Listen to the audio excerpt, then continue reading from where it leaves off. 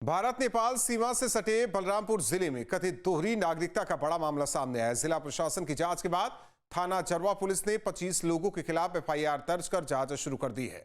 आरोप है कि नेपाल के नागरिकों ने भारत में आधार कार्ड, मतदाता पहचान पत्र समेत अन्य सरकारी दस्तावेज बनवाए, दोनों देशों की मतदाता सूची में नाम दर्ज कराया, कई सरकारी योजनाओं का लाभ भी लेते रहे। सवाल है कि क्या ये चूक सिर्फ स्थानीय स्तर की है या ये किसी बड़े साजिश का हिस्सा है।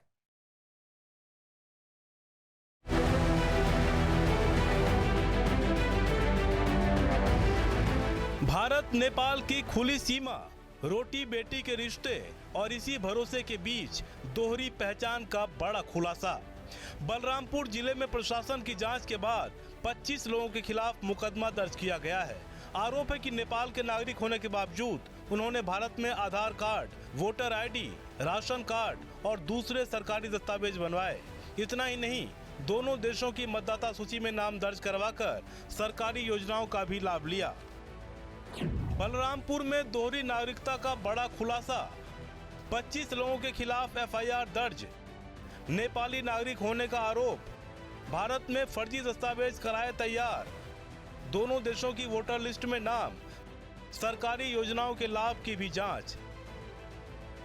मामला तब सामने आया जब जिला प्रशासन ने भारत और नेपाल की मतदाता सूचियों का मिलान कराया। जांच में दावा किया गया कि ज्यादातर आरोपियों का मूल निवास नेपाल के डांग जिले के कोइलाबास क्षेत्र में है, जबकि भारत में उन्होंने बलरामपुर और आसपास के इलाकों के पते दर्ज कराए।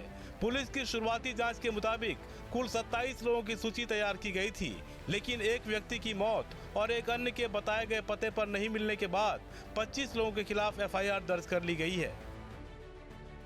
एफआईआर के बाद अब जांच का दायरा भी बढ़ाया जा रहा है। आधार कार्ड, वोटर आईडी और राशन कार्ड की जांच कराई जाएगी। निवास प्रमाण पत्र और बैंक खातों की भी पड़ताल होगी। सरकारी योजनाओं से जुड़े रिकॉर्ड की भी पड़ताल होगी और दस्तावेज किस आधार पर जारी हुए, इसकी भी जांच कराई जाएगी। जरूरत पड़ने पर निर्वाचन विभाग, यूआईडीएआई और दूसरे विभागों से भी जानकारी जुटाई जाएगी। भारत में सामान्य परिस्थितियों में दोहरी नागरिकता की अनुमति नहीं है। यदि कोई व्यक्ति गलत जानकारी देकर भारतीय पहचान पत्र बनवाता है या मतदाता सूची में नाम दर्ज कराता है तो उसके खिलाफ कानूनी कार्रवाई का प्रावधान है। यही वजह है कि इस मामले को सिर्फ दस्तावेजी गड़बड़ी नहीं बल्कि गंभीर कानूनी उल्लंघन के तौर पर देखा जा रहा है। सवाल है कि क्या यह सिर्फ 25 लोगों तक सीमित है या इसका कोई बड़ा नेटवर्क है। क्या फर्जी दस्तावेज बनाने में स्थानीय स्तर पर मिलीभगत हुई? क्या सरकारी योजनाओं में फर्जी लाभार्थियों का नेटवर्क सक्रिय है? और दो देशों की नागरिकता चुनावी व्यवस्था के लिए कितना खतरनाक है? इन्हीं सवालों के जवाब अब पुलिस की जांच और प्रशासनिक कार्रवाई से सामने आएंगे।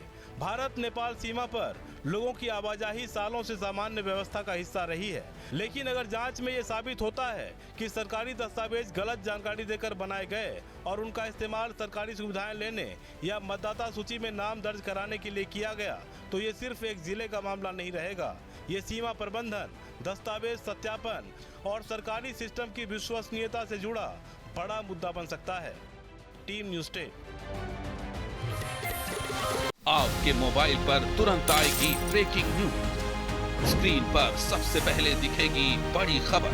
देश दुनिया की हर खबर एक जगह। अब आपके मोबाइल पर तुरंत फटाफट इंस्टॉल कीजिए न्यूज़ नेशन ऐप और रखिए खुद को अपडेट।